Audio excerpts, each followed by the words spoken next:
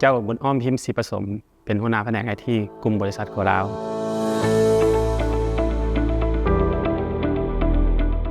กกเอ็มก็เป็นหนึ่งในธุรกิจของกลุ่มบริษัทโคลาวเป็นผู้สนองเครื่องอุปโภคและบริโภคในนั้นมีหลายรูปแบบนะเช่นว่าขายหน้าห้านขายทรงฝากขายจากห้างต่างๆสามารถฝากขายได้กกเอ็มเป็นธุรกิจบริหารแบบรีเทลฉะนั้นระบบมีความสำคัญที่สุดในการบริหารเรียกบ่ว่าจะเป็นระบบหน้าบ้านหรือว่าหลังบ้านเพื่อให้พนักงานสามารถใช้งานได้มีความสะดวกและว่องไว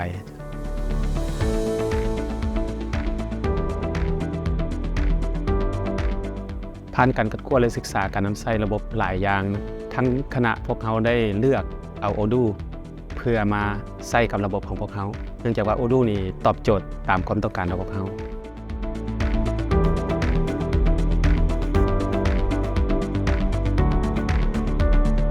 สบายดีครับเจ้าซื้อเพลงสวรรค์แก้วกิ่งเป็นหัวหน้าหน่วยงาน Data หน้าที่หลักของทีม Data เฮาในการเอาข้อมูลสินค้าเข้าระบบตั้งแต่ข้อมูลสินค้าตั้งแต่เริ่มต้น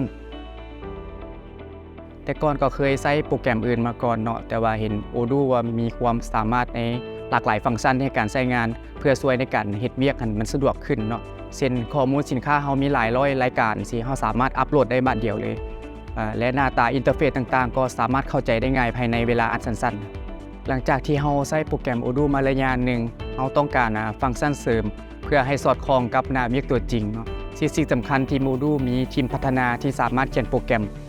ให้สามารถตอบสนองตามความต้องการให้ได้และช่วยให้คำแนะนำในการแก้ไขปัญหาแบบใกล้ชิด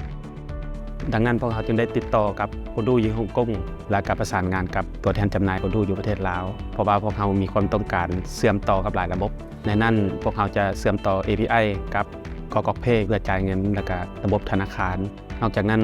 ก็เชื่อมต่อกับระบบขนส่งและระบบอื่นๆในอนาคตผ่านประสบการณ์ที่พวกเราได้วางระบบ ERP เห็นว่ามีความท้าทายหลายอย่างเพราะว่ามันจะไปเชื่อมกับการวางแผนการเฮ็ดเวียกในนั้นก็เป็นการติดตั้งระบบเซิร์ฟเวอร์